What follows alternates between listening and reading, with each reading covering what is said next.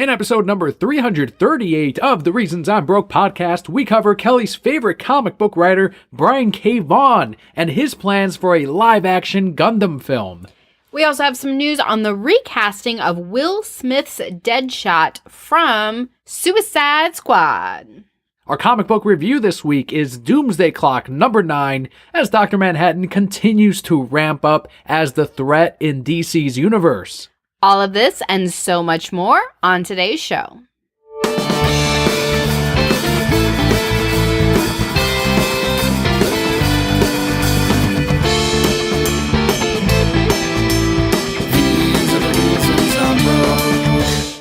Hello and welcome to the Reasons I'm Broke podcast, bringing you the reasons we're broke every single week, ranging from comics, movies, TV, video games, and more. I am Q-Ball Daniel.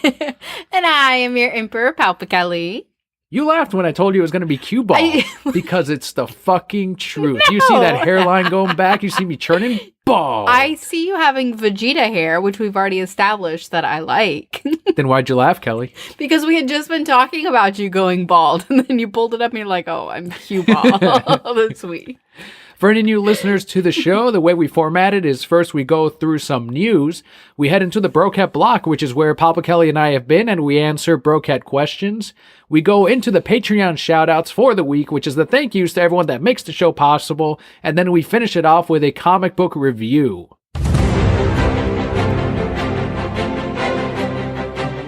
A lot of gamers were wondering why Star Wars or Marvel were not included in Kingdom of Hearts 2.9, but now we do have an answer. According to an interview with game director Tetsuya Nomura, that is not a real game, Daniel, so of course they were not included. What? You said the name wrong again for the 50 millionth time. No, I did not. It's Kingdom Hearts. You add that extra word in there. It's not a real thing. It's going to trip you again, and you'll say it right. right. No, it won't. Maybe I'll just start saying it that way. And you then should, the first time you. you're like, whoa, and then it just won't mean anything to you. That's not true. But for real. Sorry. His quote came straight from the official companion book, in which he said, contract negotiations held up these universes from being part of the game. A quote straight from Tetsuya said, "In order to change those properties into a game, contracts must be made with each company separately, and there are cases where other game companies already have contracts. So although the Disney Group has indeed added those properties, incorporating them into Kingdom of Hearts isn't so simple. That's also the reason Mickey is in only one scene in Kingdom of Hearts 1. At the same time, another company was releasing a game that had to do with Mickey, so though we were denied his usage, we persisted and eventually got, as long as you can have only one scene from far away as a silhouette with him waving his hand or something," end quote.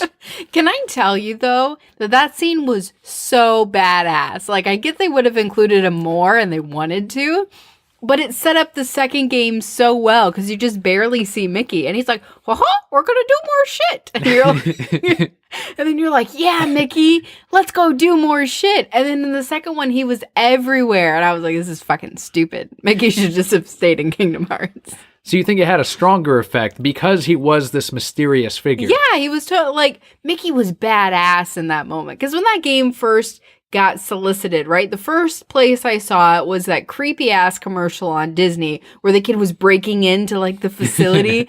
And I was like, why would you put these Square Enix characters with Disney characters? Mickey's stupid. It makes no sense. And then you got to that very end and there was Mickey being a badass in Kingdom Hearts, fighting Heartless this whole time. And then he had the opportunity to get out and he's like, no, I'm going to stay so you guys can live. And you just see his shadow and you're like, well, damn. It reminds me of that episode Over the Edge of Batman the Animated Series.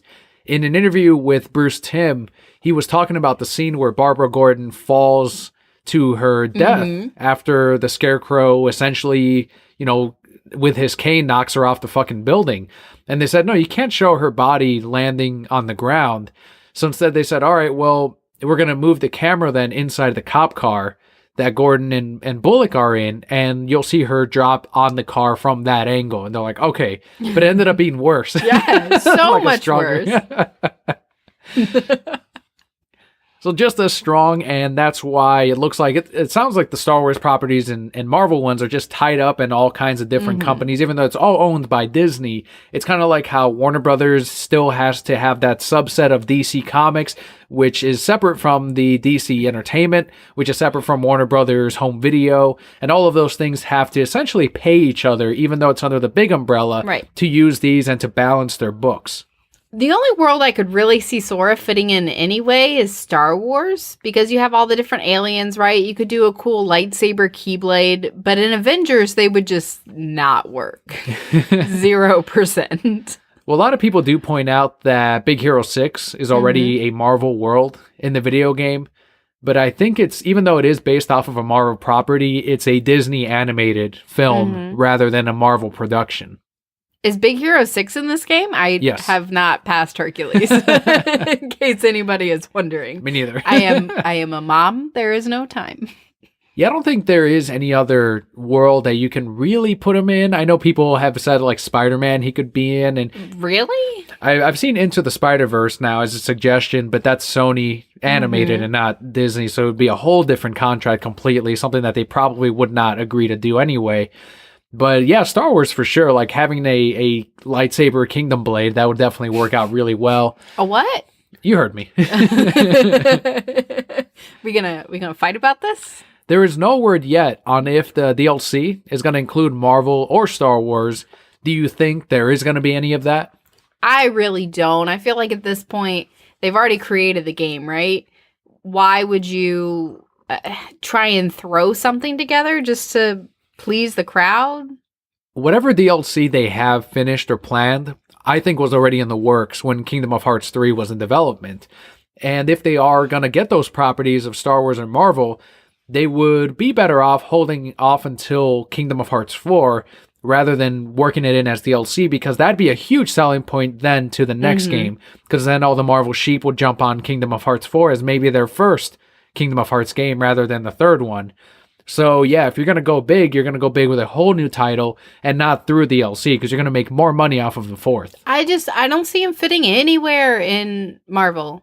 Nowhere. I mean, if they did it for Pirates, honestly, they could do it for some of the live action films. It would be fine. But it didn't really work with Pirates either. Like, I agree. I love Pirates, but it didn't work. I'm just saying they would force it to happen.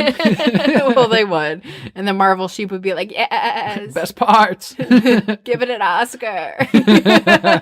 Most popular game.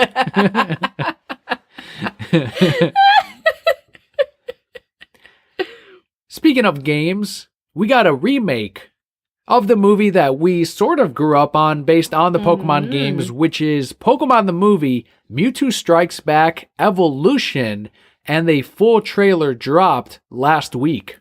This is set to release July 12th in Japan. Hopefully it makes it over here because I'm already sold. You could have not given me that frame-by-frame trailer of the original. You could have just said, hey, Kelli, we're remaking Mewtwo Strike. I'm done. I'm there. They're like, we didn't even finish the title. I'm like, I don't care. It's Pokemon.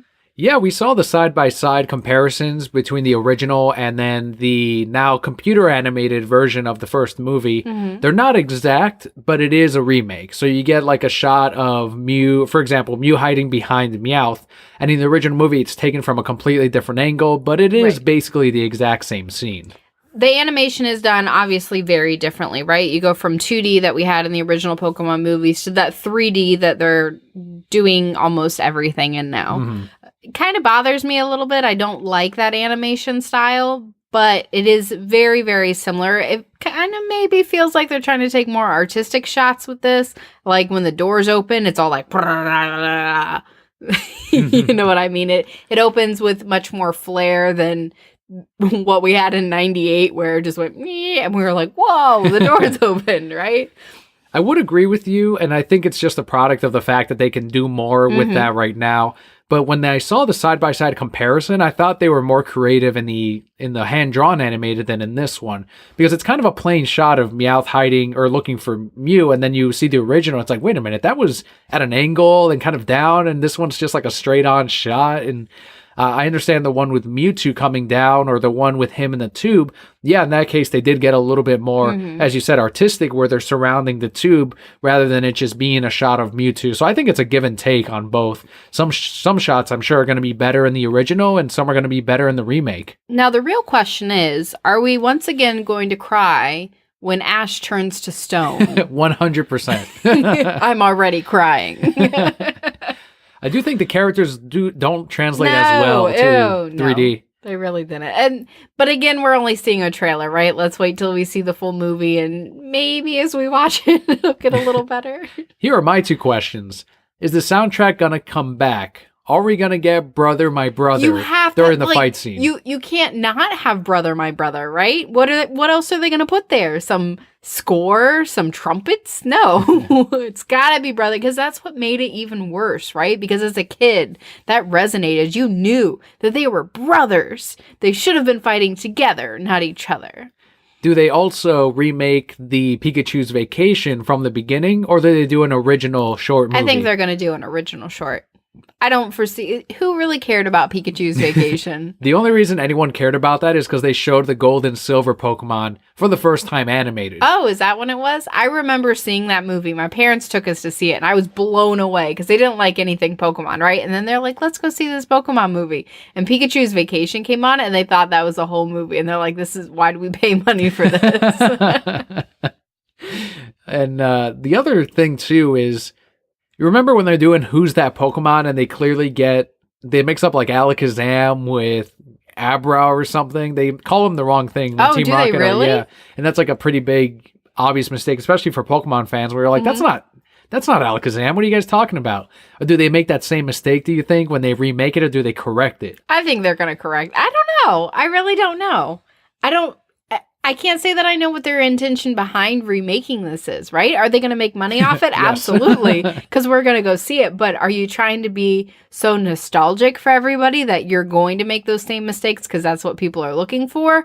Or are you remaking this movie for a younger generation in which you're going to correct those mistakes so that they can enjoy it in the way it was meant to be enjoyed? What intern lost their job for that mistake, by the way? I don't think any. They're just like, fuck it. It's the first one.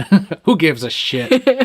Everyone. I think it is definitely for the Gen 1ers. They're the ones that they're going to bitch about it, but they're also going to go see it. Yeah, I'm going to do both of those things. See, there you go. One right in front of me. I'm already doing both of those things. Something that you will not be bitching about and you're quickly going to become a fan of is Gundam. Already a fan. Brian K. Vaughan, my favorite comic author who writes Saga and Why the Last Man, has signed on to write Legendary's live-action Gundam film. This is according to The Hollywood Reporter. This goes along with his contract with Legendary, in which he signed on a first-look exclusive deal for adaptations on his comic book work, which he signed back in December 2017. There's no release date for this movie yet, but I'm already sold. 100%. Brian, yes, of course. He's going to take these Gundam robots and give them an amazing backstory. And they're going to fuck. One of them will just be naked the whole time. Yes. Just legs spread. Shot of his thighs. Sucking his own dick. He's not going to do any of that. Calm down. It's Brian K. Vaughan. I mean, would you be shocked? Who's this movie for?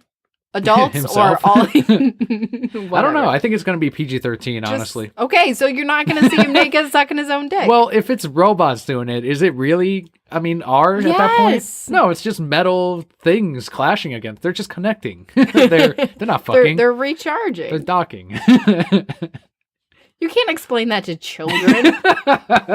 He'll slip you don't something have to. in there. He'll slip something in there. Gundam's going to be slipping something in there.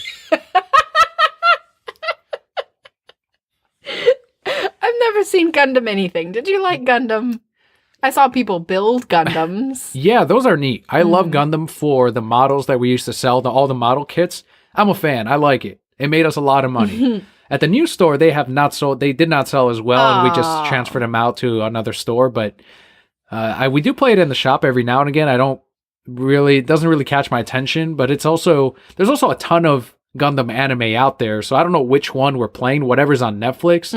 And it does seem like a more serious, not as huge robots fighting all the time. It's more about the drama. So I haven't really given it its fair shot. I don't know how they're going to do it with this. I don't know what version Brian's going to base it on. He's going to write the Brian version.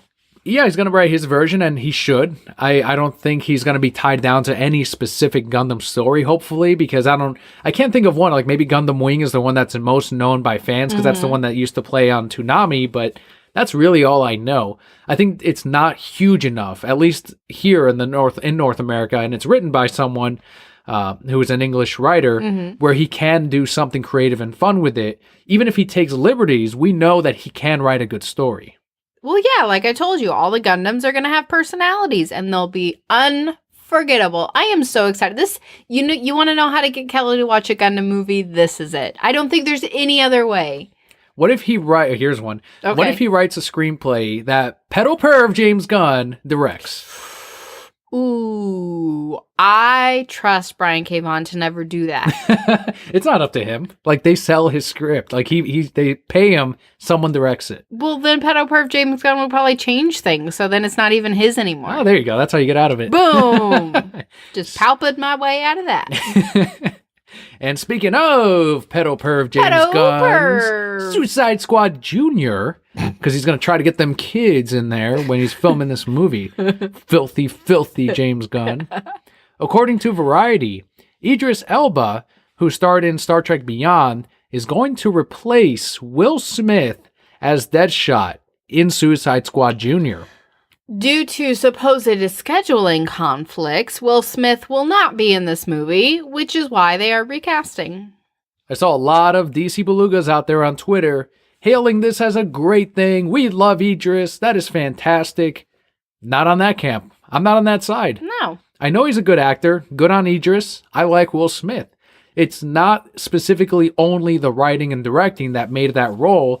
We talked about Suicide Squad back when we reviewed it and how great Will Smith was, how Deadshot's story of not killing Batman because his daughter's there telling him, "Daddy, no, please." And then he turns himself into Batman, goes to jail. The whole reason he does this is for his daughter.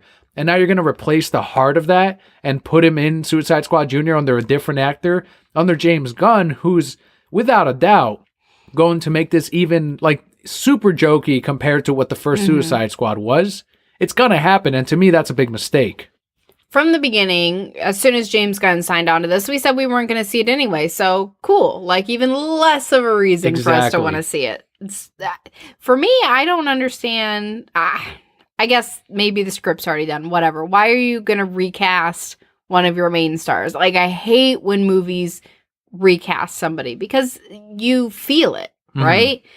When they recast, what's her name from the Batman movies? She was married to Tom. Oh, you're talking about the Maggie Gyllenhaal? Yes, but before that, it was what's her name, and she was great. And then they got Maggie Gyllenhaal, and we were all like, ugh. But it's not even the same character at that point, right? And you're trying to make us believe that it's the same character, and it throws me for the entire movie when they do that. So the same thing would have happened. We're not seeing it anyway. See you later. Bye. Yeah, that is one thing that the script is definitely done. Supposedly, Warner Brothers loved Gunn's script, and that's why they're moving ahead with it full on. And obviously, he wanted Deadshot to be in it. There's rumors that Amanda Waller is going to be in the script as well. No word on whether or not Viola is going to come back. And also, Margot Robbie is actually returning as Harley Quinn in this, but that most of the squad is actually going to be new. So you're not going to get Killer Croc or Diablo or Enchantress. I don't know if Rick Flag's even coming back then, if they're not having Enchantress. I wouldn't be shocked if he doesn't. See you later, Rick Flag. I don't like that asshole anyway. So that's but another Diablo thing that could have come back. The whole movie could have been just like Diablo swimming to the surface, living again, and I'd be like, done. Many were saying that they should have instead, and I agree, written Deadshot out of the movie and replaced him with another character in the DC universe. A lot of people were saying Deathstroke, since now they're apparently not going to use him in the Batman movies, so just replace him with someone else. But I don't know if he wanted to, you know what, he probably wanted to use the story with Deadshot and his fucking kid, that filthy pedo perv James Gunn. Anything to get closer to them kids. James, this is exactly why we're not fucking seeing this shit. Fucking figuring your shit out. We know your game. In case you want to see Suicide Squad Jr., it comes out August 6th, 2021. Have fun. Coming out even sooner than that, though, April 5th, 2019, right around the corner, we have Shazam! Hyperspeed! I'd like to purchase some of your finest beer, please. The latest Shazam trailer finally released. David Sandberg kept getting tweets. When's the Shazam trailer? Are we going to get it? It's finally here. We got it. I want in response to that, he's just like, guys, just throw something together. And like, we're never planning on putting out another trailer. What'd you think of the second one in comparison to the first? Both were good. Both did their jobs. Got me excited. I think the one that we got most recently had more humor in it, which was a smart move because I think it got the people who weren't sold on it more sold. Mm-hmm.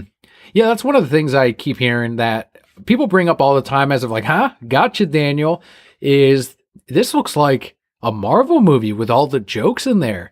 I'm like, no, because that'd be 3 jokes every minute. This is probably one every 5 or 10 minutes. Right. We've probably seen the majority of the jokes. And I've yet to hear anything about nipples or him farting or taking a shit or giant turds. That's the Marvel humor. This is not that. I mean, am I wrong? When did they mention Guardians turds? of the Galaxy. You asked me this Man. last time, too. I probably did. I forget. Hashtag mom brain. You know, there are studies that say if you forget things a lot, it means you're more intelligent. That's what I'm going with. That article was PALP approved, so... We did get some more action shots of Captain Marvel fighting against Sivana. There's that creepy scene of him asking him, how old are you? Like he's figuring out. James Gunn, you son of a bitch. And also him kind of testing out his powers, firing off lightning, saving a bus, trying to jump over a building, transforming. Great shots of him transforming. There's the bat. Here's another thing that people were also bringing up, and I don't know if you feel like it's an issue at all. But in the scene in which he's in the convenience store, the robbers are obviously in there. He doesn't know. He throws the merch at the robbers because, as we know, when he gets shot, that's when he's like, holy shit, I'm bulletproof. They're still testing out their powers, right? He grabs a Batman toy, throws it at the robbers, and says, get him, Batman. And people have already paused the trailer and looked at all the different merch that they have on there. And the toys actually have DC branded on the actual figurines, and then there's even a Batman v Superman one in there with the actual BVS logo. So people are saying, so is this not in the same DCEU continuity? Or if it is, then why wouldn't they pay enough attention to not have those things on there?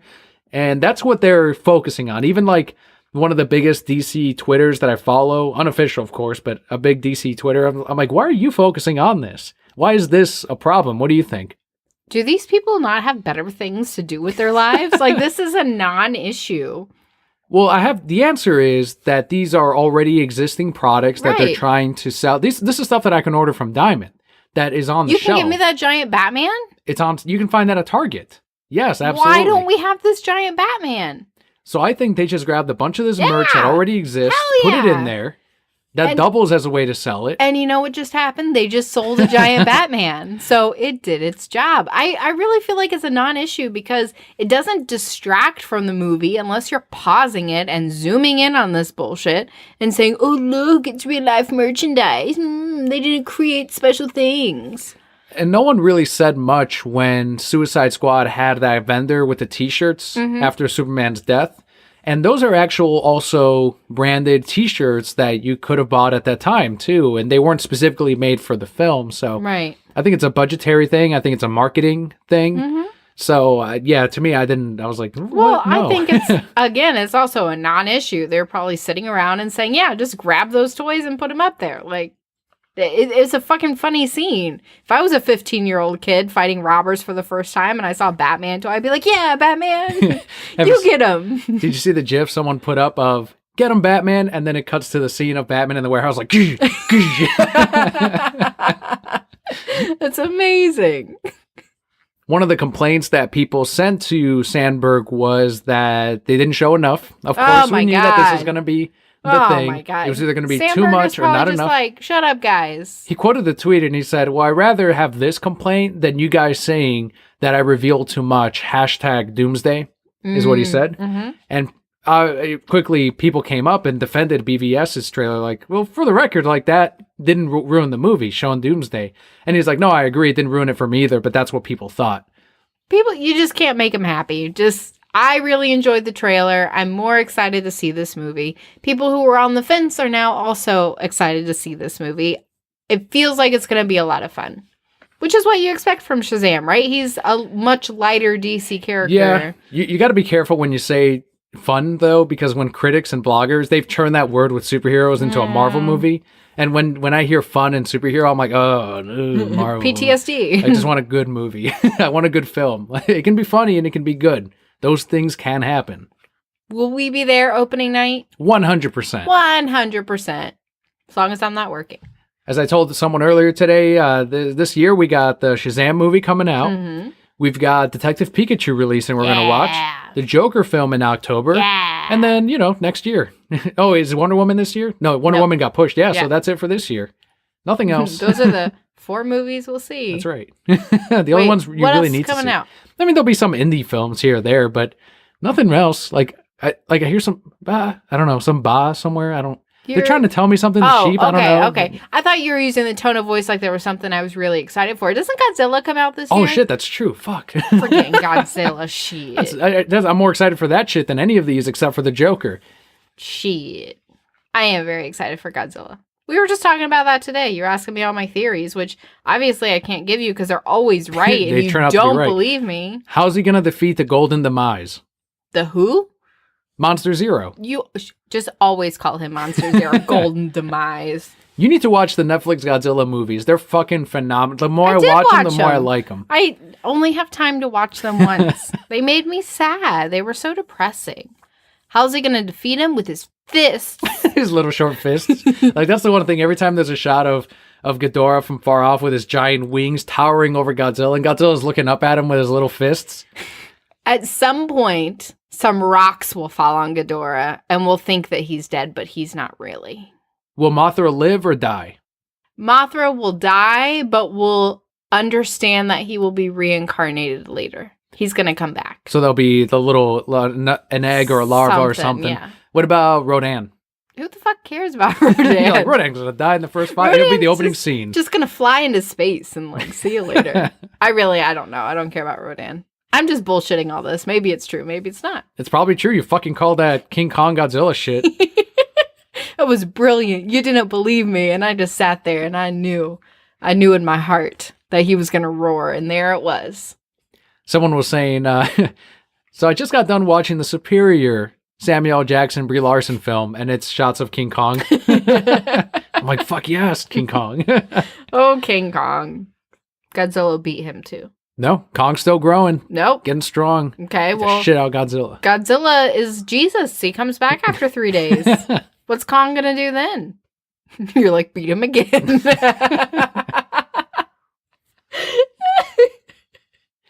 It was a lighter news week, though. So we did go out to the Brocat Corps and asked them to submit some questions, and holy shit, hell yeah, they fucking came through with a lot of great questions on top of that.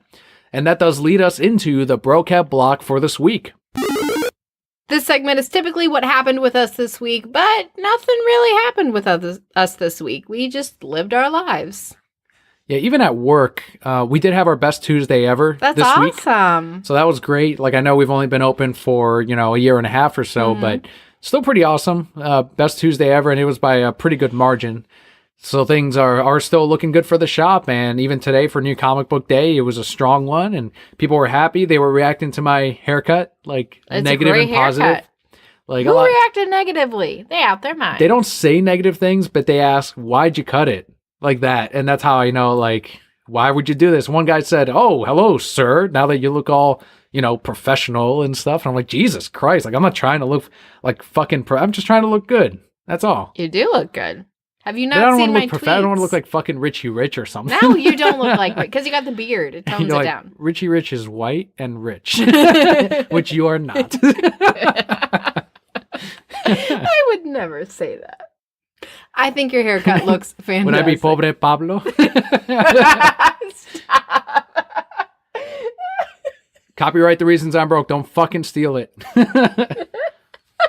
What's your haircut for then? I don't know. Trying to make a buck. Trying to make a peso. It's gonna be buzzed. That's true. Yeah, that's right. So it's a Chicano. It's not actually a Mexican. All right, so the first question on the Brocat block, since, as we said, nothing huge happened this week, comes from Twitter user Jeremy ORR13.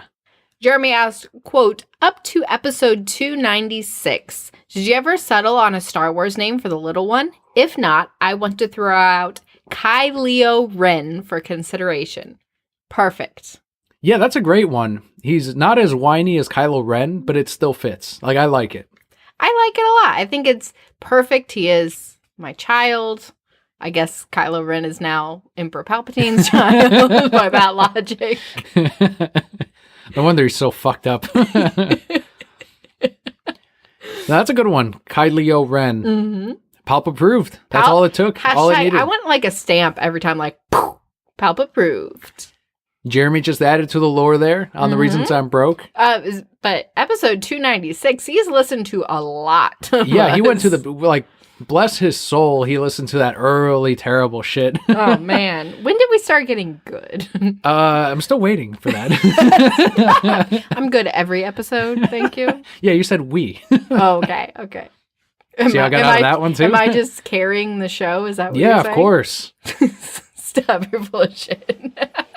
You're lying. Next question comes from Discord. Discord came through strong at Innsmouth_Tide. So this is a series of questions before we head into the next Brocat that also asked a block of questions. He asked, favorite Swamp Thing story? Easy. That one story where he had the kid and he was going through the winter trying to protect the kid. And then it turned out the kid was killing him the whole time. So he had to kill the kid. I think it was like the Swamp Thing winter special. Yeah, something like that. Gutted me. I cried. I think that came out last year, too. It was recent. It's since we've had Leo, so yes. That's why it killed me even more. That's a good one. Innsmouth, honestly, I don't read a ton of Swamp Thing, but my favorite one is the one in which he goes into Gotham, and he has to fight Batman. And why would he do something so foolish? So the Gotham Police Department, I believe it was, end up taking his woman. They take her in for questioning and hold her there, and he messes up Gotham, and he says, return her to me in this amount of time, or I will, uproot the fucking city. And Batman's like, hold on, what the fuck are you talking about? So he goes out to Swamp Thing, and he has like a flamethrower thing and all that shit to stop him. And Swamp Thing kicks his ass the first time, but Batman, of course, learns, and they go off, and eventually they work things out, and Swamp Thing goes off and leaves Gotham. So it's more of a Batman just letting him have his girl, and that was a good one. It's just like Batman fighting. I think it was in Detective Comics. I don't know if it counts as a Swamp Thing story, but whenever Batman and Swamp Thing meet, it's like anytime Batman meets anyone, he elevates the stories, as you said a couple episodes ago. So that's actually my favorite Swamp Thing story. Another good one might have been in Aquaman in the New 52, in which he's telling Swamp Thing, you're in my realm, because they're fighting in the ocean, and Swamp Thing has like an aquatic plant form at that point. He's like, we're surrounded by water. You're in my kingdom. And Swamp Thing destroys him. And he says, you don't understand. The ocean, you're borrowing this space from me. This is all mine as well. And that's when he uses seaweed and all these plants and proving to him that the ocean is sitting on plant life, on Earth. Well, beyond that, why didn't he throw in the microplankton?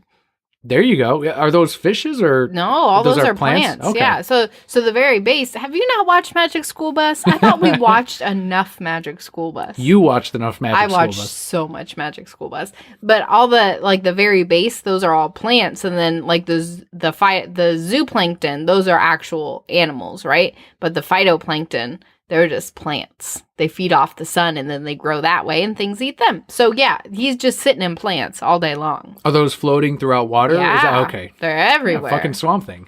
This shit's mine, bitch. Another question from Innsmouth is, what's an early contender for your book of the year? It's too early to pick a book of the year. What have I really enjoyed? I'm really liking Female Furies a lot, even though it's pretty political. This most recent issue was very political. I enjoyed the Wonder Twins a lot. Archie is still remaining pretty strong. Yeah, Archie's awesome. There's some good ones.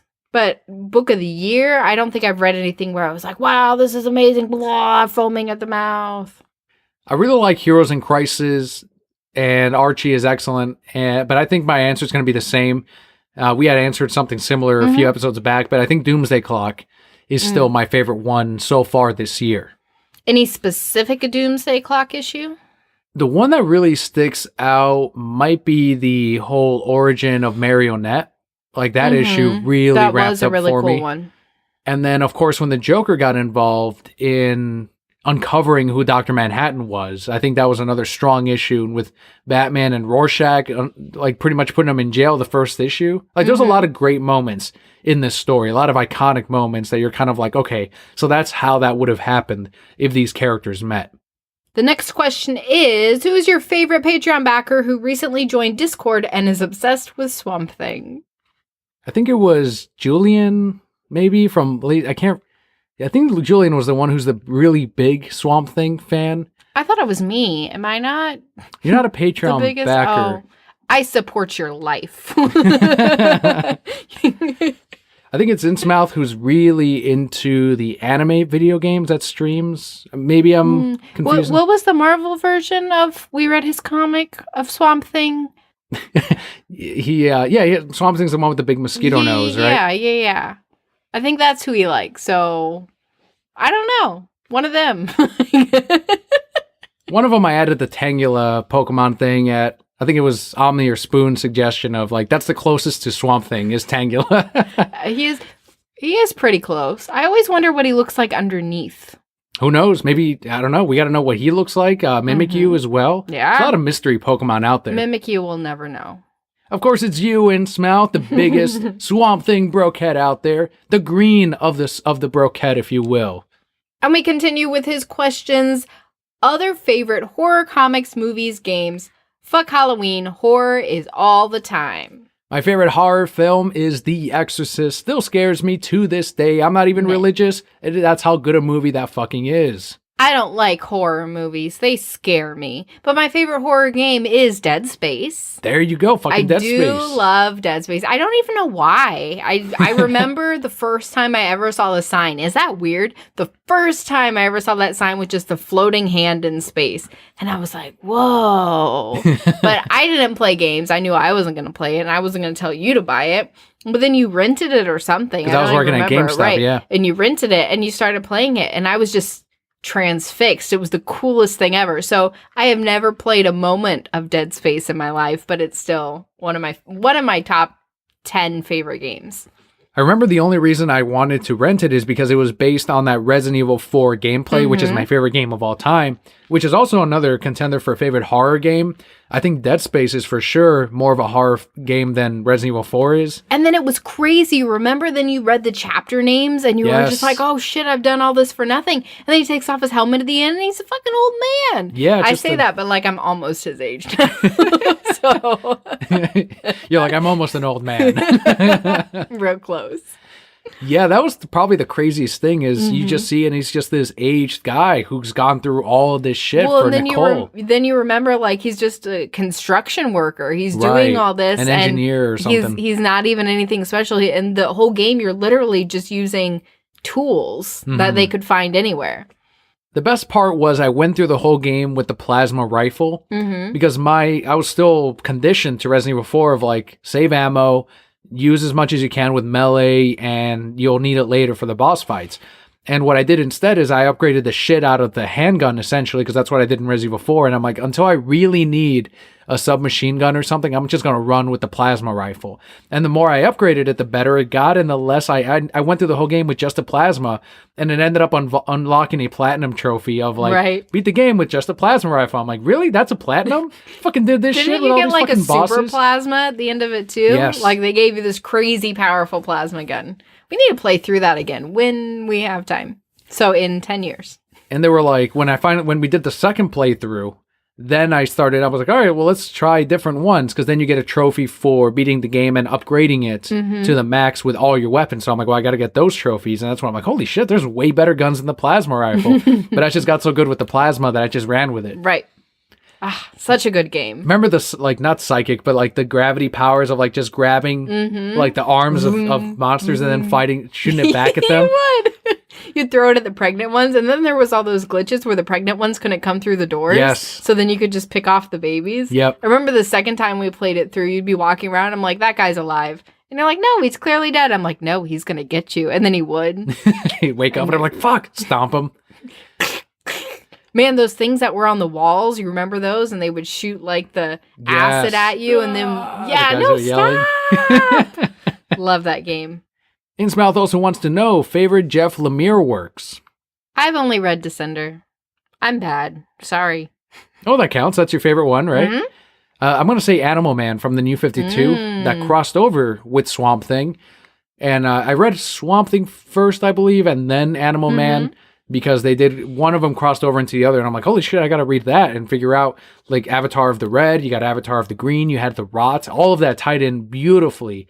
And even though I like Descender a lot, we mainly stuck with it for the Dust and Wind artwork. Whereas in Animal Man, the artwork was also fantastic, but then the story was great. And I think that also counts as a horror comic book as well. I remember reading some of the Rot. I believe I only read it in Swamp Thing, though. That stuff was scary. As far as what we haven't read from Jeff Lemire, Sweet Tooth, I think, is the biggest one. The biggest sin, I guess I would say, is Sweet Tooth, because that is, again, such a revered piece of work in comics especially. It's not something I still sell, honestly. Like, people never ask me about it, but I know that it is one of those that he's definitely known for. And the final question from @Innsmouth Tide is, what is @Palpakelli's favorite coffee? All you. So here's my question. Is it like my favorite coffee in general, like my go-to if I'm just out someplace, or is it where if I had all the money, would I just say, yes, this is where I'm going and this is the coffee I'm going to get? Like, what's the real question? Is it what type of coffee? Is it like your favorite? Like, is it fraps that you like, or is it that black coffee you like, or is it? No, not for. So when I go to like Wawa or someplace, I lean towards Colombian coffee. When I buy my K-Cups, I get Colombian coffee because I feel it has a much more bold and strong taste than, because I'm a coffee drinker for the taste. I enjoy the taste of coffee, not just the rejuvenating effects that it gives me. My favorite drink, like my go-to drink, is Starbucks. I right now enjoy the blonde vanilla lattes, hot, always hot. And I like it with full fat milk, but I get the non-fat milk because I'm getting a little tubby after this baby. A drink they don't carry anymore, which I think is my all-time favorite coffee drink of all time, and maybe what really got me started on my coffee love, was the upside down white mocha macchiatos. They used to be called, what was their name? Remember, I had a weird name and nobody ever knows what it is anymore because it doesn't exist. But now it's called an upside down macchiato? It's an upside down white chocolate macchiato is what you can call it now, and they'll make it. But they put the milk on the bottom and they invert it. So the espresso's on the bottom or something like that. Blonde espresso from Starbucks is really good too because it's very subtle. There's just too many coffees. They're all so good. I love it when we go out to places, and not that it's my favorite, but like when we go to Village Inn, because their coffee tastes like vacation, because that's always what you get in one of those diners.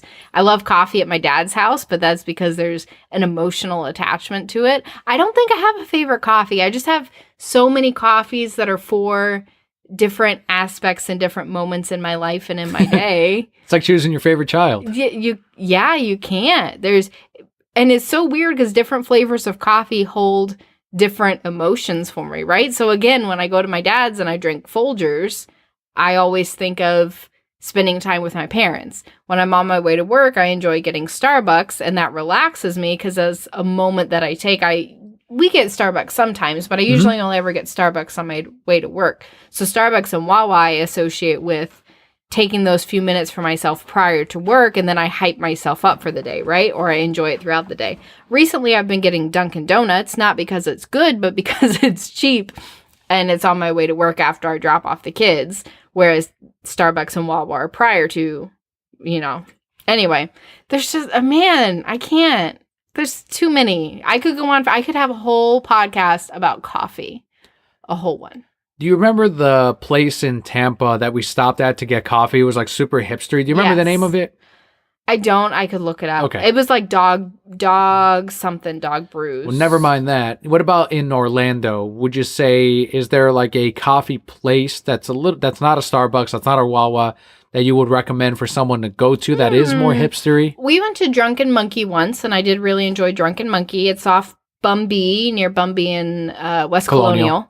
Yep, in the kind of right past downtown. So that's pretty good. There's a place in downtown Winter Garden, so just outside of Orlando, called Piccolo's.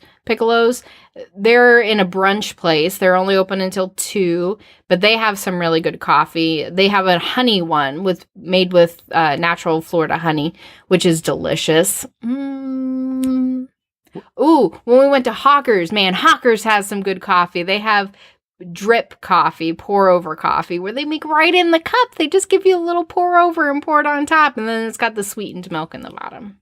That's the one you put up a picture of, I think? Yes, I did. That was delicious coffee. Fancy pants coffee. You know what else is also delicious? I had someone at work used to make me authentic Cuban espresso almost every day, and it comes in, I can't even pronounce it, but it comes in that yellow package. And they had the little one where you plug it in, and I have to show you the machine because it's crazy, but it's just an espresso maker. And then you mix it with so much sugar and some milk. That's some delicious coffee also. And that was Coffee with Kelli. The Coffee Cast. KWK. The Coffee Cast with Kelli. It's such a loaded question. Like, coffee is such a big part of my life. It's a way of life, yeah. It's such a big part of my life. Thank you so much, Innsmouth. The next set of questions come from @OmniJam. The first question is, who are authors that don't get enough attention? Brian K. Vaughan. I think Peter J. Tomasi, honestly. Like, I know he's known by many comic readers that are from a while ago, but with readers, I think, our age, they know they're Scott Snyders. They definitely know they're Brian K. Vaughns because of Saga, but Peter J. Tomasi is not one that gets enough love or attention. Like, you mentioned his name, and a lot of people, you know, they don't really know who you're talking about. You mentioned the Detective Comics, you mentioned Batman and Robin from the New 52, but even those were works that weren't getting the sales that they deserved, or the critical reception or critical push that really it earned, and it was for a long time. Peter J. Tomasi's comics were the best in the New 52. We're now getting an excellent Batman run in Detective Comics right now in Rebirth. The Super Sons came out of his Superman run, who now Brian Michael Bendis had to follow that shit up, so he ended up kind of paling in comparison to Peter J. Tomasi. So he definitely needs way more love, way more attention, way more Twitter followers. I mean, you can always mention Paul Dini, too. He hasn't done anything big recently, but back in the day, yeah, he was putting out some of the best Batman stories. Yeah, he worked on Detective Comics as well, and I don't know how well those were selling, but considering that I can get them off the back issue bins for almost cover price, it's kind of like, yeah, that wasn't really a run that was selling gangbusters. He also gave us the Ventriloquist, the new version of it. He gave us that run with Dustin Nguyen on The Heart of Hush, which followed up Hush, and I thought that in itself was a great story. Yeah, it's a good answer, Paul Dini. Next question is, any advice for building a relationship with your local comic shop? Pick up your shit. Pick up your shit on time and buy it all. Yeah, that's always a good thing. Like, obviously, be a responsible comic buyer. If you know you don't want a comic anymore, don't wait until it builds up and then say you're dropping it, because the comic shop is already going to lose money based on over ordering from, you know, hey, I don't want this anymore, but then now orders already went through for the next couple of numbers, and that's just inevitable. But the sooner you tell your comic shop that you don't want a comic, the better. The sooner you tell your comic shop that, and I know this isn't building a relationship, but this is more of like, hey, if you're out of the comics, then as soon as possible, tell them. Don't just let it go, because they're still ordering and pulling comics for you, assuming that you're going to make good and buy them. You know, when I do my calls at the comic shop, you know, I let it go for X amount of weeks. And after those weeks, all right, you know, I let them know if I don't hear from you by next week, the comics are canceled. But that's that many weeks now that I've gone ahead and, you know, assumed that maybe they're going to come, maybe they're not. I don't know. So I know it's an embarrassing thing, I guess, or maybe people don't like confrontation, but it's like, hey, I always appreciate the call that, hey, I can't afford these books right now. Thank you very much. I appreciate it. But later on, maybe I'll reactivate. Cool. Be an adult. That's all you need to do. I think the biggest thing with building a relationship with anyone in any service industry, right, is remembering that they're actual people. I feel like that gets forgotten a lot because you think of it as a business and a service.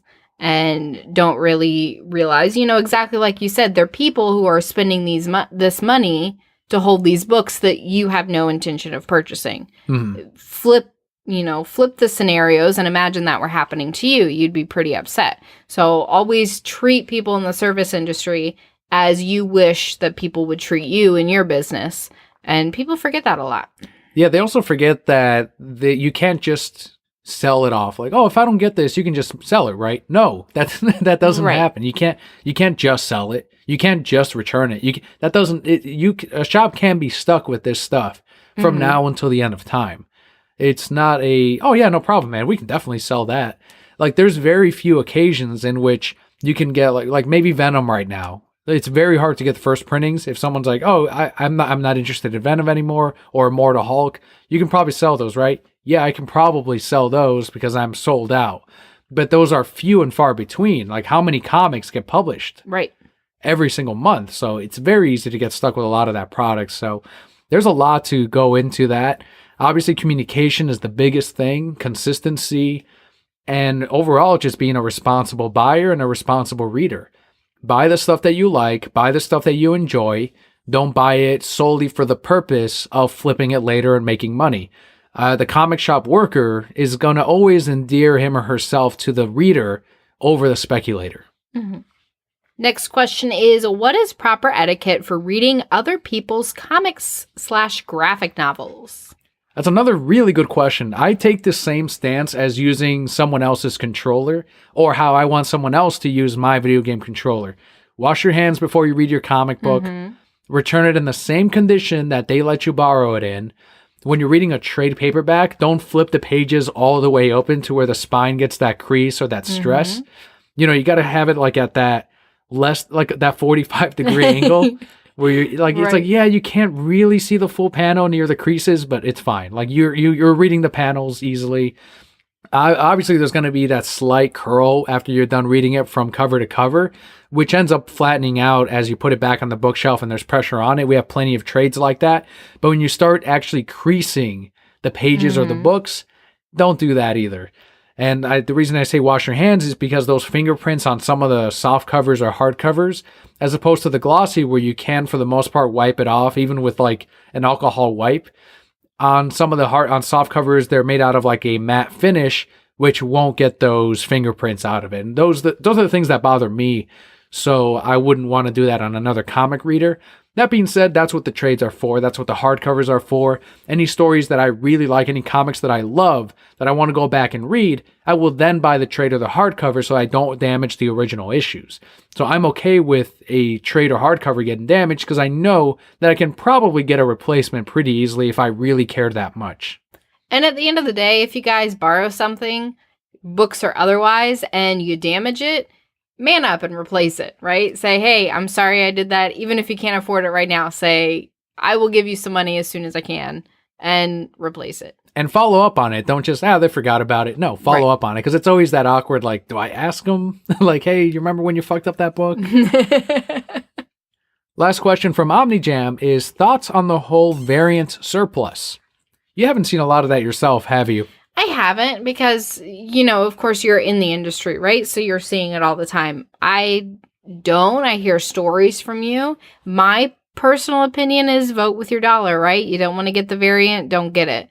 When they say you have to purchase X amount of books to receive a variant, I think that's real shitty of a comic company to do. But again, yes, there's variants, but you're not being pressured to buy them. I do think there is a surplus. Last Monday, I had to put in my orders for War of the Realms #1, which is a Thor, the Marvel event for Marvel Comics right now, where they have this pattern of anytime they smell a little bit of success, they stick their whole fucking nose right up the asshole. Like, they just go right fucking in, their whole fucking head. And that's with the pre-orders on War of the Realms, where this is a story by Jason Aaron, who has said that this is his final story on Thor. He's going to wrap it all up with this. And he wrote The Mighty Thor with Jane Foster. And before that, he wrote Thor with the Odin Son. And pre-orders were strong on that even before the final orders on previews went in. And now that there's final order cutoffs of, hey, let us know how many you want because this is it. After this, we can't guarantee your copies. And Marvel said, oh, we're adding all of these variants, and we're adding all of these tie-ins now, and the new previews just came out, and they're like, there's 6 more tie-ins also, and it's like, as soon as you fucking get a little bit of success, you decide to fucking blow it up and ruin it. Even readers go, okay, now I'm overwhelmed. You, instead of just selling it well and strong as you consistently as you can, you just want to blow it the fuck up to the point of where it's exhaustion for the readers. You focus on the fact that you have this fucking nugget of a goddamn story and sales instead of exhausting the reader on it. So we saw these 27 variants, and I said, fuck off, Marvel. Like, anything that gets the pre-orders, like I have this system with the store where I have pretty good communication with my customers through our Facebook page. So I posted up a bunch of these variants, and I said, hey, FOC is this Monday. Let me know before Sunday night which ones you want, and I'll get them in for you. But after that, I can't guarantee it. Based on their pre-orders, I went, okay, I know I can probably sell extra copies of those variants. The variants that got 0 pre-orders, I'm like, fuck that, Marvel. I'm not going to order up and bloat up your fucking numbers just because you want to put out 27 goddamn covers of this, because you expect comic shops to say, well, we got to order at least 2 of every cover. No, that's 40-something comics at that point. Right. Fuck off, Marvel. Like, I'm not going to order those fucking things. And I pass that information on to the reader. Well, they say, hey, I didn't see any copies of that variant. I'm like, yeah, I got 0 pre-orders. And I said, screw off, Marvel. Like, I'm not going to get that. You know, like, and I'm like, there was 27 variants of that. And they go, yeah, there was a lot. I get it. So they understand immediately. There's never a reader that's like, how come you didn't fucking get it? Because they know they could have pre-ordered it. And they understand that there's a million fucking variants. So that's the variant surplus to me. It's all in Marvel. Image doesn't do this. Dark Horse doesn't do this. Boom Studios, IDW, DC has 1 variant for each of theirs, and they're open order. That is the way to fucking do it.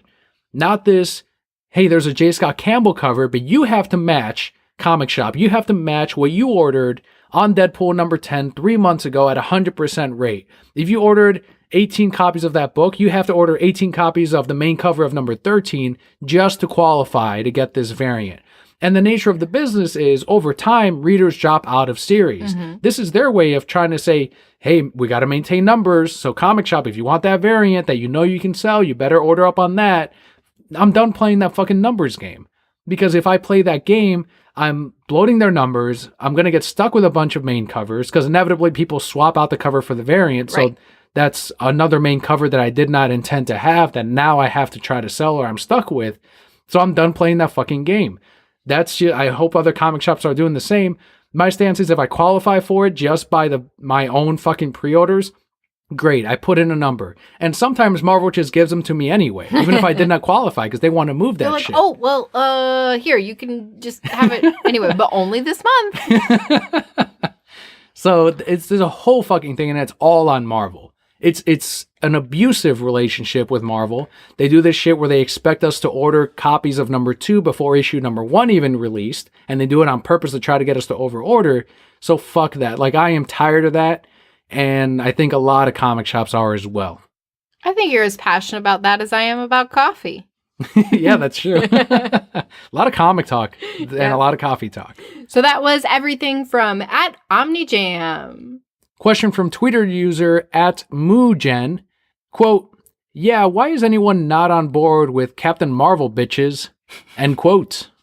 I think they are just marketing it horribly. No, we just had that great trailer with Sivana, and you had him trying to fight. Yeah. I think it looks like a good movie. Yeah, I can't wait for Captain Marvel. I think Zachary Levi is just going to kill it as the good old Captain. So, I don't know. I'm not really seeing that negativity. I don't really agree with that tweet.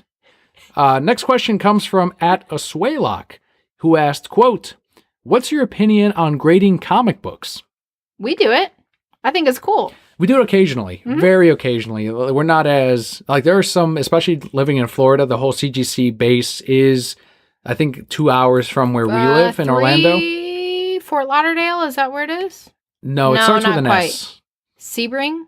No, but I know it's a couple hours from us, so a lot of locals. Sunshine, Florida isn't even a place. It's all Sunshine, Florida. A lot of locals take the drive there. Like, I even have subscribers that'll tell me, hey, I'm going to take, maybe it's Sanford, I don't know. I'm going to take a drive out there and drop off some books. Do you want me to drop off anything? Like, there's that kind of relationship, and I rarely take them up on it. but you can literally drop off your books. They still charge you now to ship them, which is unfortunate because before you can just pick them up and save on the shipping, but that's not the case anymore. So I think it's more prevalent here. Did you find the town? Sarasota. There you go, Sarasota. And it is definitely on the forefront here in Central Florida because of that. I don't look down on it. The reason we do it, because we don't sell these books, is to not need to replace the bag and board every 5 to 10 years. And you know that you can stick it in the CGC thing and put it in a bin and you'll be good. Like, it's going to be fine. Even if the case cracks or gets damaged, you can re-CGC it if you really want. I'm not concerned with the grade. I'm not concerned with, okay, well, if it was a 9.6, then I could have had another $200 because people look at it that way. They'll crack them back open, resubmit it because they know if they get a higher grade, that's an extra $300 that they can flip it for. I'm not concerned. I put in my first appearance of Ra's al Ghul. It's got tons of cracks, tons of shit in it. I didn't even get it pressed. I just said, I want this preserved because Ra's al Ghul is my favorite Batman villain. Right. It came back at 5.0. I'm like, whatever. Like, it's preserved. It's signed by Neil Adams. That's another thing I do like about CGC is the signature series, because that's your certificate of authenticity. A lot of these places will not offer that for you. And if you do end up passing away and my comics pass on to Leo, if he wants to sell them or if you want to sell them, you can now, if you really wanted to, sell it as a signature series as opposed to whatever. Yeah, I'm going to be a rich woman when you're gone. I don't think so. I don't think you are. We talked before, like the most valuable comic, I think, is First Poison Ivy. And even that's not, I don't think it's even going for $1,000. Not now, but later. He did continue by saying, personally, I love them as a cool way to preserve and display them. I haven't gotten any of my books graded, hoping that they would be worth money later. It's always been covers or stories I enjoy. That's exactly the exact same stance. I've had books that my comic shop had an exclusive cover to Batman number 50, and I submitted that. And the book, it cost more to grade the book than the book is actually worth.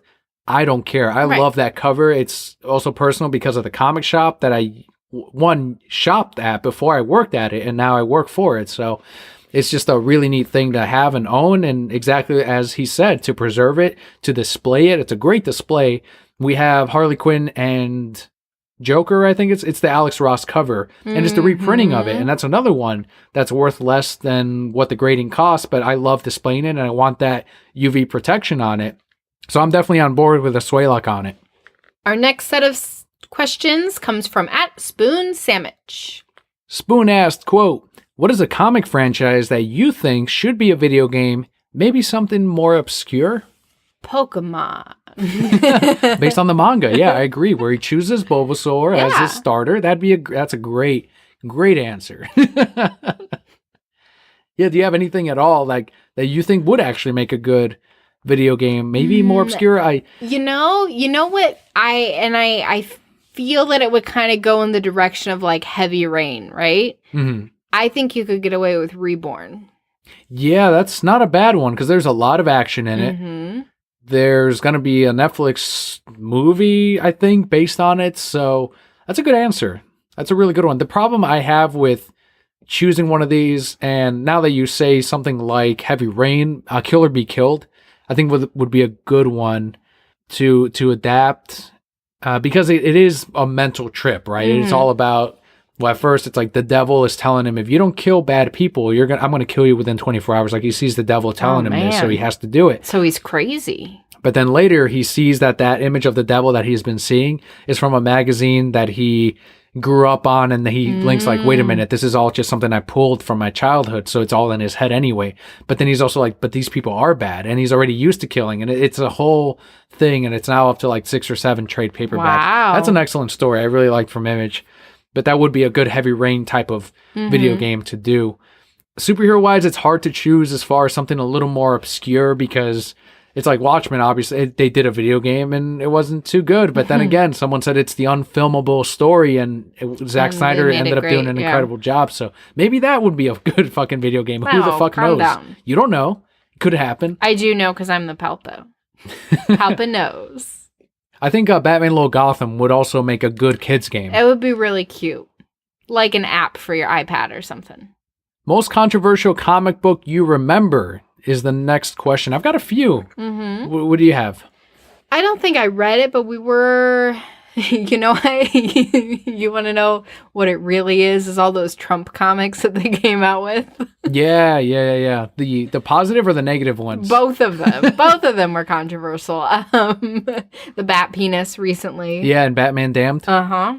That one was pretty good. To anyone not familiar with it, because a lot of people still ask me, like, so what's the big deal with Batman Damned #1? You see Batman's penis, but it's a not a continuity outline. story. Yeah, you see the outline. There's not even any definition. It's not even impressive. Sorry, continue. Yeah, that's more recently. That's probably the most controversial. Before that, it was X-Men Gold, I believe #1, in which the artist, who is Muslim, put in anti-Jew messages in there, put in Muslim scriptures that hit him in the background. Kitty Pryde is a Jewish character, and he had images and panels of Nightcrawler swinging a bat, but then her being behind him makes it look like as if he's hitting her in the face with it. A lot of little things like that. I think that one was pretty controversial as well. Before that, even, it was the death of Peter Parker in the Ultimate Universe, and then Miles Morales replacing him as the new Spider-Man, and that was where a lot of people came. There was when Doc Ock took over as Spider-Man, people hated that too until they really read it, and they're like, "Oh, this is really good." Yeah, Dan Slott got a shit ton of death threats over that. Tom King right now is getting death threats over Heroes in Crisis, over that one cover of Poison Ivy maybe dying in one of these issues. Like, who the fuck knows if that's even gonna fucking happen? Who even pays attention to the covers? The covers show people dying all the time, and they don't actually die. The Poison Ivy League that's not even buying the fucking book anyway. That's who's paying attention to these goddamn covers. But going back to the Peter Parker thing, where I had a local news writer, I think it was, interviewing the owner of the comic shop about it, and he's like, well, it's not real Peter Parker, really. It's in the Ultimate Universe. Peter Parker's still there in the main universe. So, no, Peter's not dead. Like, that's what it came down to.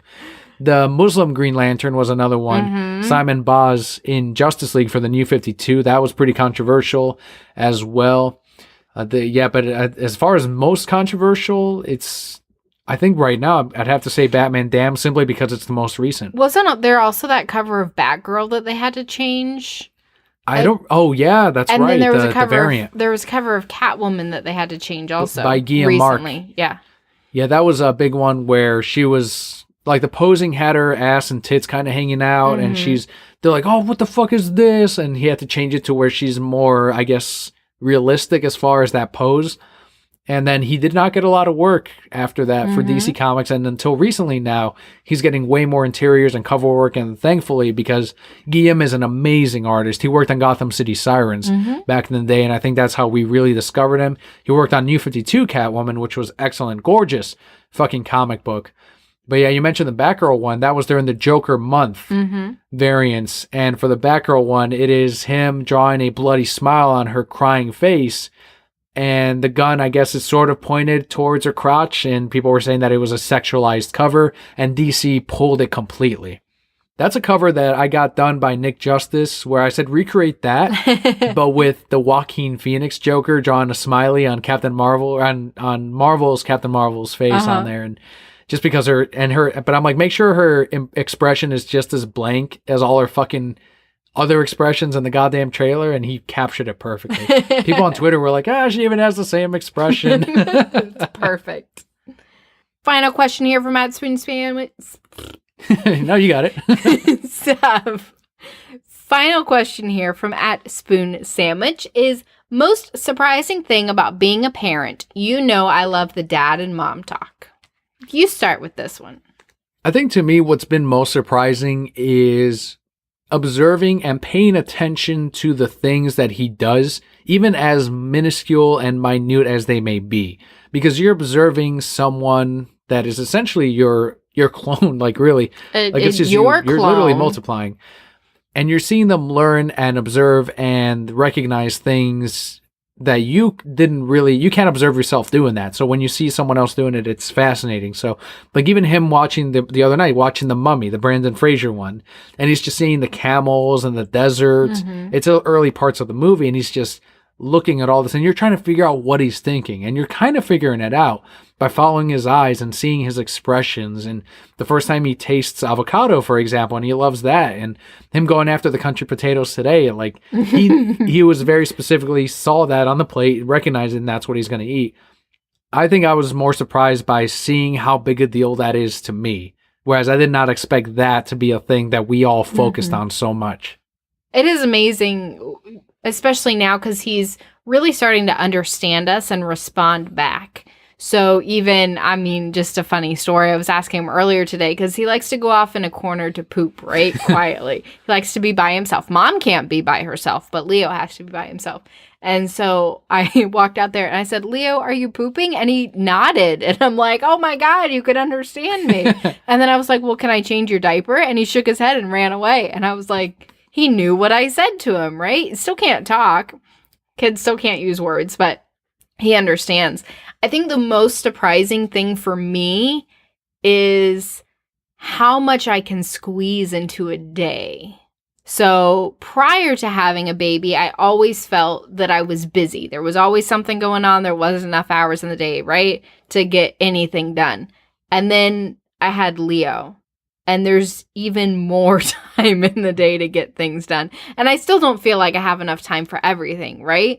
But now I go to work and I take care of the baby and I make sure you and him have dinner if I'm home in the evenings, and I still manage to get homework done, and I still find time to read and relax and scroll through social media. And, you know, you take the time in the car to do things to, you know, sometimes I listen to my textbooks on the way to work, or I always squeeze something into every single minute of my day. And I didn't realize that I could squeeze that much into a day. And then if I need to do something else, then I just find a way to work that in also. So I feel like that's very surprising that I can just do as much as I do.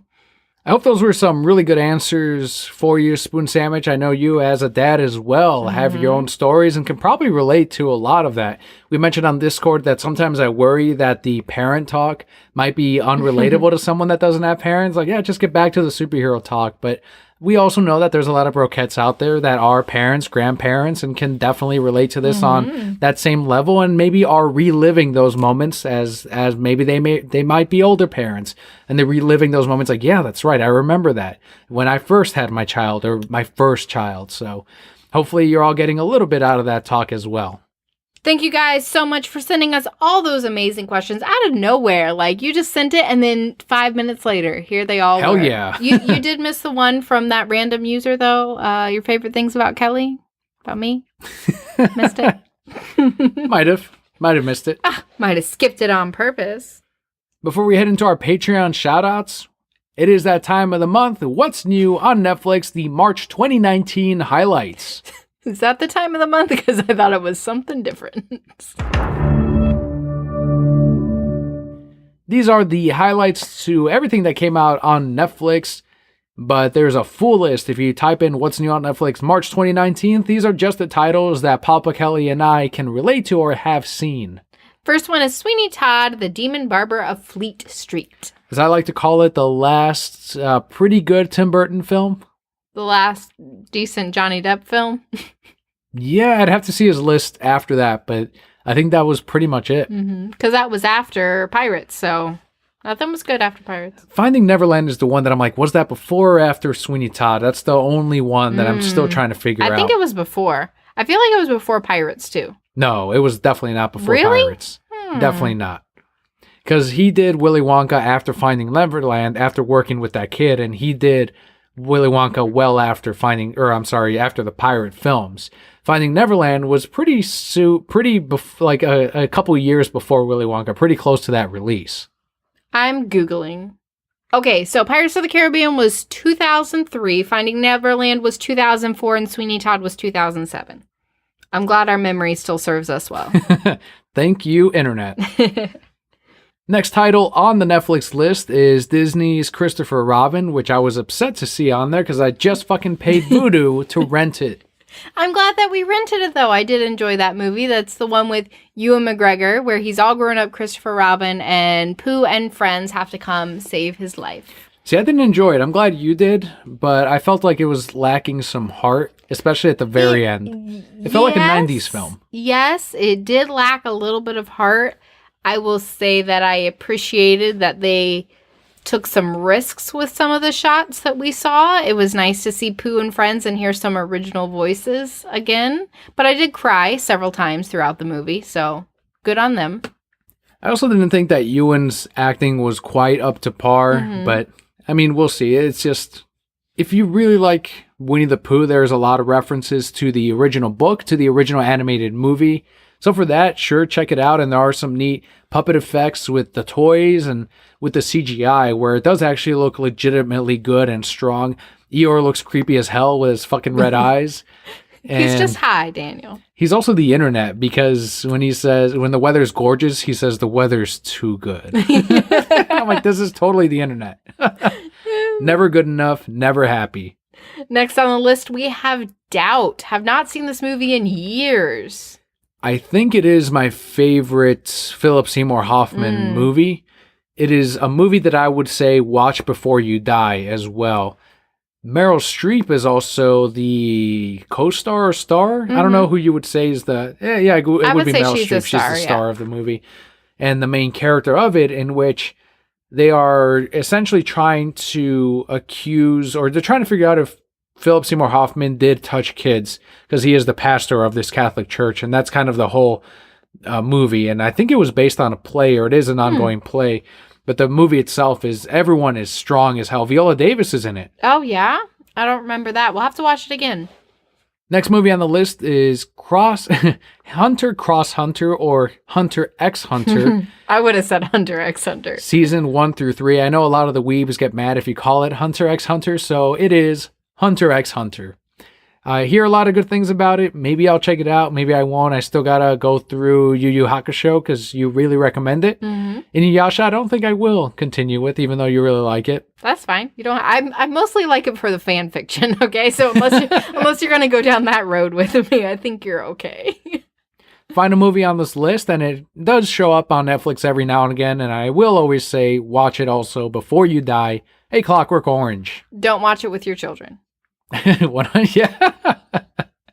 We were playing the Matthew Broderick Godzilla film the other day, and one of the opening scenes has a guy singing in the rain as he's, fishing, and he's like, "Oh, I caught a big one." And I made the joke of, I can't listen to this song the same anymore without thinking of rape. So I'm like, suddenly the fisherman like ties up Godzilla, and Stop. Takes some scissors and cuts off like his clothing, like, ooh, singing in the rain. Watch the movie, you will get it. Or don't watch the movie. And imagine Godzilla going through that. Aw, poor Godzilla. Leave Godzilla alone. Is that how Godzilla got pregnant? Had Maybe. all those babies in that movie? Possibly. But that does do it for what's new on Netflix in March. Once again, you can go on Google and find the full list of everything showing up and everything leaving. Second to last segment of our episode today is our Patreon shoutouts of the week.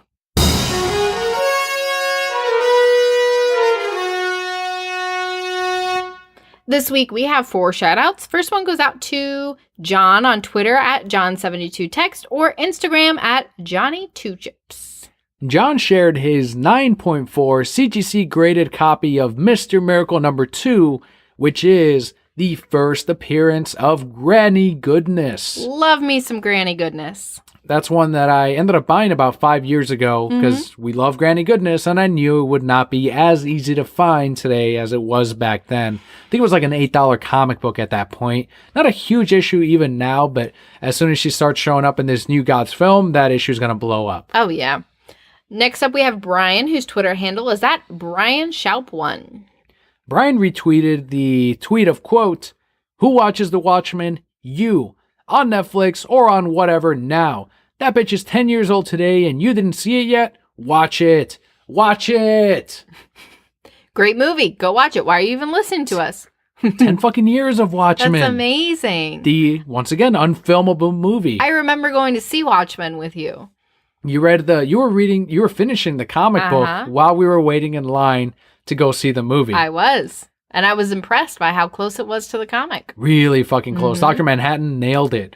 All of the fucking characters were pretty much on point with it.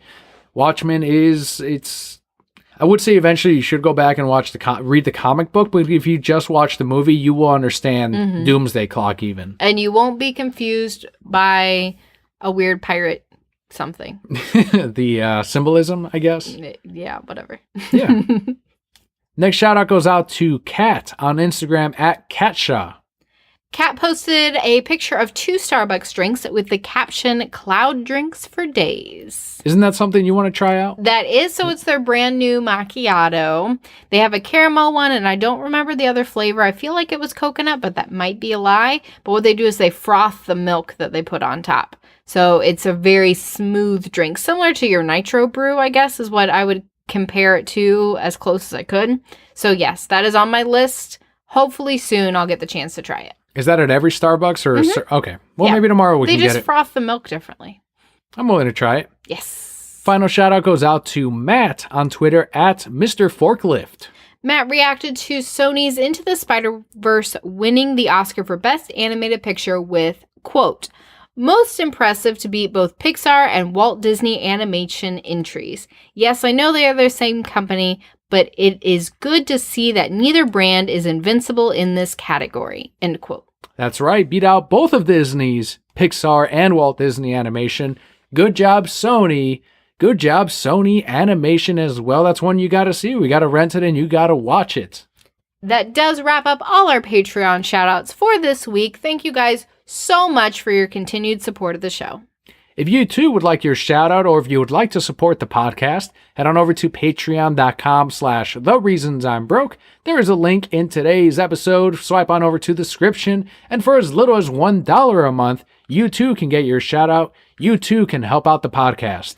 And as always, a very special thank you to Jose from decalavenue.com for helping out with the reward of the $5 tier. A majority of our questions today came from our Discord lounge. Swipe on over once again to the description. You will find a link to our Discord server where you too can chat it up with the Brokehead Core and with Palpa Kelly and I. There's very special emojis. You can have little Pokemons. If you are a Patreon backer, let me know what your favorite Pokemon is, and I will put it in there as 2 emoji.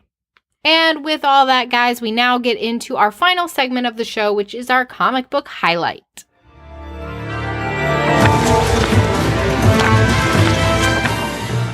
This week we have Doomsday Clock number 9 of 12. We're almost to the end. Almost there. Of It's Doomsday the Clock. final countdown. Do-do-do-do. Written by Jeff Johns, art by Gary Frank, colors by Brad Anderson. In this issue, they finally make it to Mars. I feel like it didn't take them long to get there. It took them 3 days to get to Mars. Well, they were on the, Justice League ships and whatnot. It's fine. Okay. I believe it. This is going to be spoiler-filled. Just a heads up. If you have not read Doomsday Clock number 9, there are going to be spoilers. We want to go into what happens when the heroes of the DC Universe finally confront Dr. Manhattan. And it is him observing the DC Universe, figuring out that he can manipulate histories, he can manipulate time, see alternate realities, and also, I guess, try to prove that there is no hope in what they're doing and in their existence. Yeah, that's going to be the thing, is Dr. Manhattan's running around spitting this no hope nonsense, but then he's going to run into Superman, who's going to be like, there's always hope. And then he's going to discover hope again. Well, that's what Jeff has always said from the beginning. It is Superman who is nothing but optimism, I guess, in a way, his philosophy. And then in this case, Dr. Manhattan, who is nothing but pessimism. And that's always been his whole hook to the story of negativity of the internet and positivity of the internet. And it's kind of like he's seen a lot of that positivity and negativity as he was writing the story, so he's worked that into the characters. Does the clock on the back change time? No, it's always that, it's close to the... That would have been so cool, Doomsday right? Clock, like yeah. each issue, and they're like, Kelly, that's too much work. We're just printing. The one of the things that I thought was a little bit odd is he once again goes to Mars, which I'm like, I don't know, as Dr. Manhattan, maybe he would have done something differently. But he also does almost the exact same structure that he had in Watchmen and rebuilds it in the DC universe. Yeah, so why not? I don't know. It's kind of repeating. Maybe he just transported it from another. I mean, you people would have been mad if he did something different. So you people. I'm just saying. Maybe. People as a whole. I now that you mention Mars, though, it does throw me too, because that's where John Jones is from. It seems like the story that Jeff is building, Firestorm, is the key to a lot of this. He's the one that actually harms Dr. Manhattan. And when they finally throw the first punch, which is, of course, Guy Gardner. Of course. who's like, fuck this guy, fucking punch him in the fucking face, and he does. And Manhattan's like, oh, interesting, the fucking ring, and he obliterates the goddamn ring just to like learn from it and really understand it. And that's when the rest of them are like, fuck this, let's fucking fight him. And the whole time Batman has figured all this out, and he's like, it wasn't Firestorm that did this, someone else is setting up this confrontation, send that message to Mars, it's gonna take, who knows, like 14 minutes to reach Mars. And he's like, God damn it, and they're already engaging him. The plan is set for whoever wants this to happen. I don't think it's Ozymandias. I think maybe that'd be also playing it too safe as far as like, he's on Mars and he's doing the same thing. I think it's going to be someone else. Maybe Luthor. That would be interesting that it's Luthor, that Luthor figured all this out. You know who it probably... Ooh, I bet it's the Professor. Firestorms? Yeah. You think it's because of that? Or whoever Firestorm's working, or the Professor's working for. Yeah, that could be it. Do you think it's because of that revelation we got where he wanted Firestorm to happen? He planned to merge with, he groomed this kid for this moment. We get that revelation in it where Dr. Manhattan's like, yeah, kid, look at this. And the kid's like, no, I don't believe you. Stranger danger. We are now in the year this, and this has happened. Like, he's doing his whole narration thing, and I'm like, yes, we're back in Watchmen. I bet it's whoever he's working for. He also did that to show him, like, hey, you mean nothing. Like, this is your whole existence. It's like, God damn it, Manhattan. You thought you were important. Yeah. And the Firestorm's like, I don't believe him, Professor. And that's when he, like, as he's freaking out, he tells him, see, even hope decays. Like, he's proving to him the whole thing. Right, his whole point. The magic users, when they engage Manhattan, that's another thing where he's like, oh, that's fascinating. And he just manipulates it and he learns it. And he's like, it feels good to learn something again. And then he uses fucking magic. It's like fucking, it's God himself. It's amazing.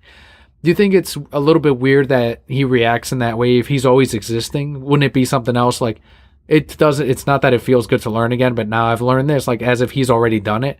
Do you think that would have been a better way to write it, or am I overthinking it? I think you're overthinking it, because as much as Dr. Manhattan lives throughout all of time, he also lives within moments. And we see that, in Watchmen when she comes to him and she's like, you gave me cancer, right? And he's like, oh shit. He should have already known that. But again, he's living in that moment. I don't think there's enough credit to the fact that Manhattan is naked this whole time fighting the DC superheroes. Because we expected, that's one of the things you said, where he was going to have his black underwear or there was going to be some kind of obscurity.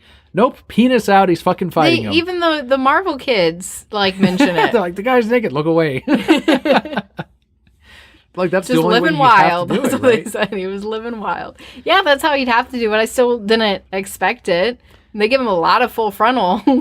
The other one who hurts Manhattan is Captain Atom. So it's once again that same type of, maybe it's him in the DC. A lot of people suspected, because he was the original, before he was told by DC not to use the DC characters, it was Captain Atom that was Dr. Manhattan. So it makes sense that he would be the one that's able to, I guess, quote unquote, hurt him. Right. But as we saw, as he did in Watchmen, and Jeff Johns once again reuses that from the story, he rebuilds himself as he did when Ozymandias first destroyed him.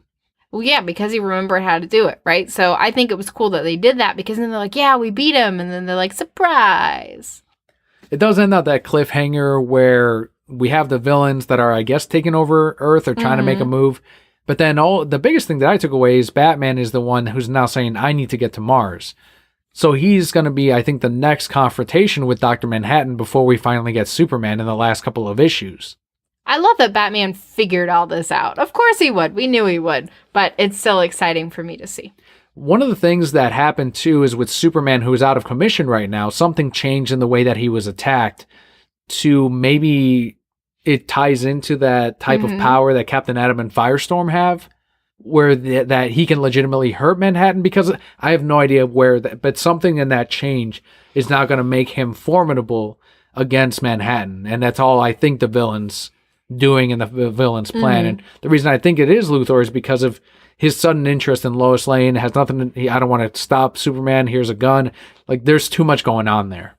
We'll see. We only have 3 more issues left. So it's all going to wrap up very quickly. And ultimately, I think turn out for the best for everyone.